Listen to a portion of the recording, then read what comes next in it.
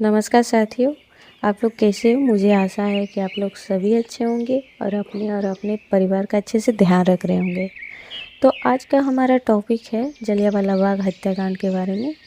तो हम लोग धीरे धीरे इसको विस्तार में समझेंगे कि जलियांवाला बाग हत्याकांड की कहानी के बारे में, काला कानून के बारे में, बैसाखी के बारे में और आतंक कैसे फैला उसके भी बारे में।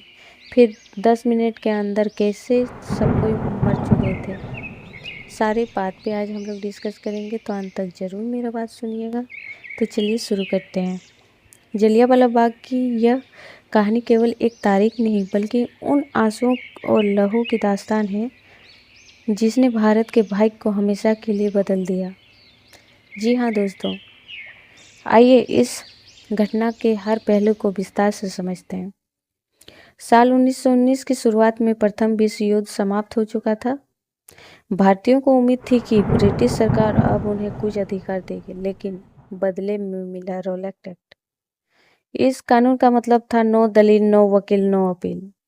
गांधी जी ने इसके खिलाफ देशव्यापी हड़ताल का आह्वान किया। पंजाब इस विरोध का केंद्र बन गया। 10 अप्रैल 1919 को अमृतसर के डिप्टी कमिश्नर के घर के बाहर प्रदर्शन कर रही भीड़ पर पुलिस ने गोलियां चला दी, जिसमें कई लोग मारे गए। इसके बाद गुस्साई लोगों ने सरकारी इमारतों को आग लगा दी। शहर का नियंत्रण बागडोर जनरल डायर को सौंपा गया, जिसने आते ही शहर में कर्फ्यू जैसी पाबंदी लगा दी। फिर 13 अप्रैल 1919 की सुबह अमृतसर के स्वर्ण मंदिर में श्रद्धालुओं की भारी भीड़ थी। शहर के पास ही जलियांवाला बाग नामक एक खाली मैदान था। वहां दो उद्देश्य से लोग जुटे रहे थे: बैसाखी का मेला देखने आए ग्रामीण परिवार, दूसरा डॉक्टर सत्यपाल और सैफुद्दीन किल्चू की गिरफ्तारी का शांतिपूर्वक विद्रोह करने वाले का प्रदर्शनकारी वहां चल रहा था। शाम के करीब 4 बजे बाग में लगभग 15,000 से 20,000 के लोग जमा हो चुके थे। लोग हंस रहे थे, बच्चे खेल रहे थे और मंच पर शांतिपूर्वक भाषण चल रहे थे। किसी को अंदाजा नहीं था कि मौत कुछ ही दूरी पर खड़ी है। फिर क्या, जनरल डायर को जब इस सभा की सूचना मिली तो उसने इसे अपनी आज्ञा का अवहेलना समझा। मतलब अपना आज्ञा का उसने विरोध किया कि मेरे को कोई समझता ही नहीं यहाँ पे कि मैं जनरल डायर हूँ। वो अपने साथ 90 सैनिकों में से गोरखा और सिख रेजिमेंट शामिल थे और 2 वक्त भर गाड़ी लेकर बाग की तरफ निकला।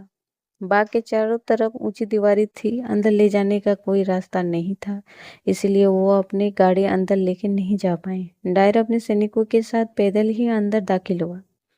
उसने देखा वहां मौजूद निहत्थी भीड़ और तितर बितर होने लगी, चेतावनी नहीं दी। मतलब इतना ज्यादा भीड़ था, फिर भी जनरल डायर ने कोई चेतावनी, कोई सूचना नहीं दी कि हम लोग सैनिक लेके आए हैं। उसने सीधे अपने सैनिकों को ऊंचे स्थान पर तैनात किया और चिल्लाकर आदेश दिया, फायर, गोली चलाओ। अगले 10 मिनट से 15 मिनट तक जो हुआ उसने मानवता को शर्मसार कर दिया। सैनिक तब तक गोली चलाते रहे जब तक उनकी गोली खत्म ना हो गई। भागने का कोई रास्ता नहीं था। मुख्य दरवाजा पर तो सैनिक खड़े थे। लोग दीवार पर चढ़ने की कोशिश करते तो उन्हीं पर निशाना बना दिया जाता। जान बचाने के लिए चक्कर में लगे एक बाग के भीतर एक कुएं में कूद गए। बाद में एक कुएं से 120 से भी ज्यादा लाशें निकाली गई। हवा में सिर्फ बारूद की गंध और मासूमों की चीख थी। जमीन खून से लाल हो चुकी थी। डायर ने बाद में अपनी रिपोर्ट में बेशर्मी से कहा कि उसने यह सब नैतिक प्रभाव डालने के और भारतीयों को डराने के लिए किया। शर्म आना चाहिए डायर को। इस नरसंहार के समय एक किशोर और मौजूद था जो लोगों को पानी पिलाने का काम कर रहा था। उस बालक का नाम था उधम सिंह। उसने अपनी आंखों के सामने वो कत्ले आम देखा कि वही मिट्टी हाथ में लेकर कसम खाई कि वह इस जुल्म का बदला लेगा। 21 साल बाद 1940 में उन्होंने लंदन के कैम्पस्टन हॉल में जाकर माइकल ओ डायर, जो उस समय पंजाब का गवर्नर था, उसने इस हत्याकांड का समर्थन किया था। उन्हें जाके गोली मार के संकल्प पूरा किया। इस घटना में भारत में ब्रिटिश साम्राज्य के अंत की उल्टी गिनती शुरू कर दी। सरकार ने दिखावे के लिए एक जांच कमेटी बनाई, लेकिन डायर को सिर्फ नौकरी से निकाला गया और ब्रिटेन के उसे शेर की तरह सम्मानित किया गया, जिससे भारतीयों का गुस्सा 7वें आसमान पर पहुंच गया।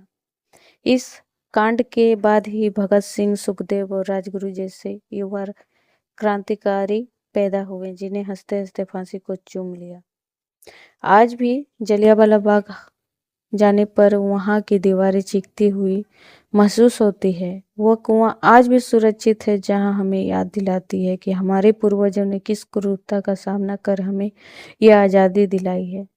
मुझे आशा है कि मेरे द्वारा दी गई जानकारी आप लोग को सही लगी, नहीं सही लगी तो सॉरी, माफ़ कर दीजिएगा। Thank you.